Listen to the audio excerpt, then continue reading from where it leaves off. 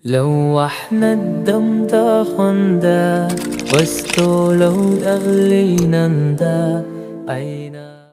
Kalau saya ngebahasain gini, sholat itu membuat kita dapat banyak keajaiban dari Allah. Kemuliaan akhlak buat kita dapat banyak keajaiban dari manusia. Jadi kalau kita pengen dapat keajaiban dari Allah, pengen Allah itu baik-baik ke kita, itu sholat. Kalau kita pengen melihat keajaiban dari manusia, tiba-tiba banyak orang yang membantu kita, tiba-tiba musuh bisa jadi sahabat setia, musuh bisa jadi sahabat setia itu lewat apa? Bukan lewat ancaman. Ancaman itu nggak mengubah musuh menjadi sahabat, hanya mengubah musuh menjadi takut. Tetapi kalau akhlak yang mulia, jangankan teman musuh aja bisa jadi orang yang paling setia kepada kita.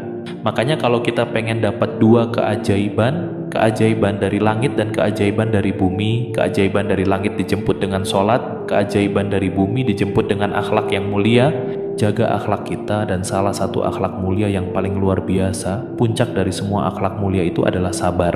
Sabar, belajar sabar menghadapi perangai manusia, belajar sabar menghadapi berbagai macam model manusia, belajar sabar terhadap gangguan orang lain. Apa kata Nabi? Al-mu'minul ladzi yukhalitun nas wa yasbir ala adahum khairun minal mu'minul ladzi lam yukhalitin nas wa lam yasbir ala adahum. Mukmin yang bergaul dengan banyak orang lalu bersabar atas gangguan mereka, itu lebih baik daripada mukmin yang gak mau bergaul dan gak sabar dengan gangguan manusia, sabar dengan gangguan banyak orang. Kalau perlu kita belajar sabarnya justru dari orang yang suka ngejangkelin kita. Kayak Ali banget tuh, Ali bin Abi Thalib pernah suatu hari pas dia udah jadi presiden, jadi khalifah, suatu hari dia panggil pembantunya. Jadi ada pembantu di rumahnya, dia panggil, "Ya Fulan." Ini panggilan untuk orang yang tidak disebutkan namanya. "Ya Fulan," nggak ada suara. Ya Fulan dipanggil sama Ali, nggak ada suara. Dicari-cari. Ternyata dia lagi di kamarnya, lagi berbaring sambil mengangkat kedua kakinya. Jadi kayak orang bersiul gitu, santai di kamarnya.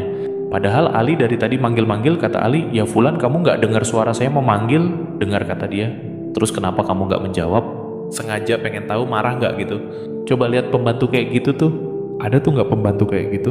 Pasti bakalan dikurangin gajinya atau langsung silahkan kamu pulang ke kampung kan gitu kan. Ini pembantu kayak gitu banget, sama bukan sama Tuhan biasa, sama khalifah, presiden, bayangin. Sengaja pengen tahu marah apa enggak. Ali marah nggak tuh? Nggak marah, langsung tersenyum ketawa Ali. Udah nggak ada urusan lagi dengan dia, langsung keluar sambil ketawa. Dilihat oleh pengawal-pengawal dan pejabatnya, ditanya, "Ya Amir al-Mu'minin, kenapa engkau ketawa?"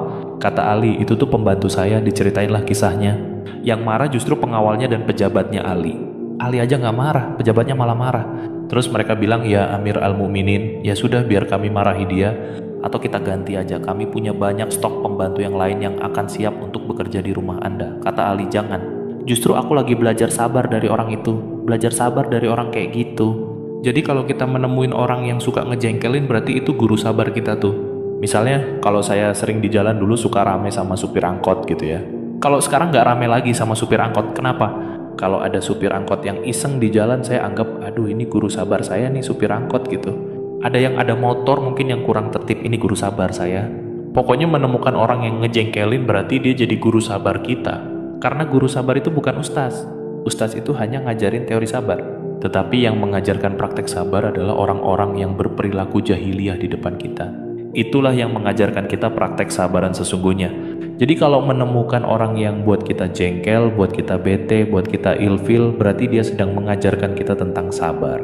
Niatin aja, "Makasih ya guru ya udah ngajarin saya sabar," gitu banget tuh. Itu luar biasa ya. Inilah yang dilakukan oleh Ali bin Thalib nggak marah langsung. Justru malah beliau merasa, oh saya lagi belajar sabar dari orang itu. Sabar itu kalau kata ulama ibunya akhlak mulia.